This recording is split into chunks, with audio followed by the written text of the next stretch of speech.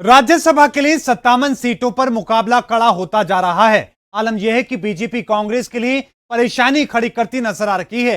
कांग्रेस को उम्मीद थी कि कम से कम 10 सीट आसानी से निकल जाएंगी, लेकिन बीजेपी के खेल ने कांग्रेस को बड़ी परेशानी में फंसा दिया है। आखिर क्या है वजह, देखिए इस रिपोर्ट। कौन जीतेगा राज्यसभा का रण? कांग्रेस की किसने बढ़ा दी परेशानी? बीजेपी ने कर दिया बड़ा गेम प्लान।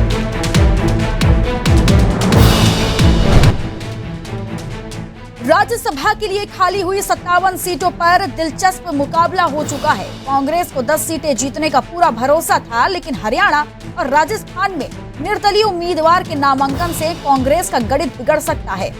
10 का आंकड़ा छूने के लिए एहतियातन कांग्रेस हरियाणा के विधायकों को छत्तीसगढ़ भेजने और राजस्थान के विधायकों को रिजॉर्ट में इकट्ठा करने की बात कही जा रही है।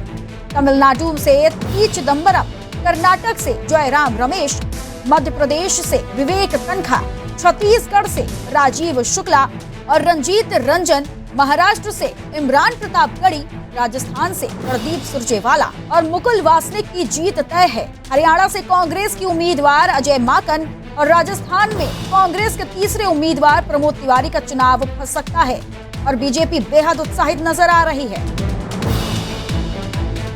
वो भारतीय जनता पार्टी का मैं एक ही प्रत्याशी हूँ, वो निर्दलीय प्रत्याशी है। भारतीय जनता पार्टी उनको अपना समर्थन दे रही है। भारतीय जनता पार्टी की जो नीतियां हैं, उन्हीं नीतियों के आधार पर मैं चुनाव लड़ रहा हूँ, उन्हीं नीतियों के आधार पर मैं काम करूंगा। राजस्थान में राज्यसभा की 4 सीटें खाली हैं। कांग्रेस ने 3 और बीजेपी ने 1 उम्मीदवार को उतारा है। इसके अलावा बीजेपी के समर्थन से बड़े मीडिया समूह के चेयरमैन सुभाष चंद्रा भी निर्दलीय मैदान में है। जीत के लिए एक उम्मीदवार को 41 वोट चाहिए। कांग्रेस के पास 108 विधायक है।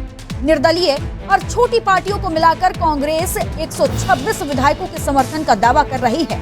आंकड़ों के मुताबिक कांग्रेस कोटे से रणदीप सुरजेवाला और मुकुल वासनिक की जीत तो तय है, लेकिन प्रमोद तिवारी की जीत के लिए कांग्रेस को काफी जद्दोजहद करनी पड़ सकती है। हरियाणा और राजस्थान के अलावा महाराष्ट्र में भी राज्यसभा के लिए वोटिंग होनी है। कांग्रेस के पास अपने उम्मीदवार इमरान प्रतापगढ़ी को जिताने के लिए पर्याप्त विधायक है, लेकिन बाहरी होने की वजह से इमरान को हल्के विरोध का सामना करना पड़ रहा है। मैंने आज फॉर्म भरा है और उसके बाद मैंने मराठी में शपथ ली है और मराठी अस्मिता, मराठी तहजीब, मराठी जो कल्चर है, मैं इसका हमेशा से सम्मान करता रहा हूं और यहाँ कई बार कार्यक्रमों में आता रहा हूं। और महाराष्ट्र तो ऐसी सरजमीन है जो पूरे हिंदुस्तान ही नहीं बल्कि पूरी दुनिया में कोई अगर महाराष्ट्र की सरजमीन पे आए तो उसे अपना लेता है। तो ये सवाल पैदा करना ही गलत है। और महाराष्ट्र एक ऐसा खूबसूरत स्टेट है जिसमें पूरा भारत समाहित है। कांग्रेस की परेशानी सबसे बड़ी ये है कि अंदरूनी नाराजगी कहीं भारी न पड़ जाए।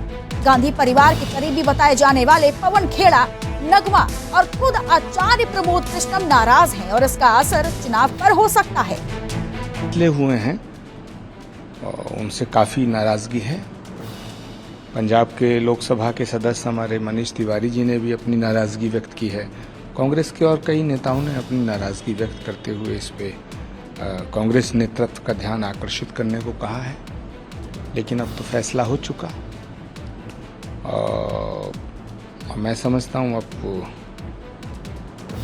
पछताने से क्या होता है जब चिड़िया चुग गई खेत। क्योंकि मुझे मालूम है कि कांग्रेस पार्टी में कुछ ऐसे नेता हैं जिन्हें हिंदू शब्द से नफरत है, धर्म नाम के शब्द से नफरत है। तो जब हिंदू नाम के शब्द से नफरत है तो किसी हिंदू धर्म गुरु को राज्यसभा में कैसे भेजा जा सकता है, ये मैं अच्छी तरह जानता हूँ। और यही वजह है कि बीजेपी उत्साहित नजर आ रही है और कांग्रेस इसी बात से परेशान है। हालात बिहार में भी कुछ ऐसे ही है, लेकिन राज्यसभा का रण कौन जीतेगा, किस पार्टी को कितनी मजबूती मिलेगी, ये देखना दिलचस्प होने वाला है। Bureau report, R9 news.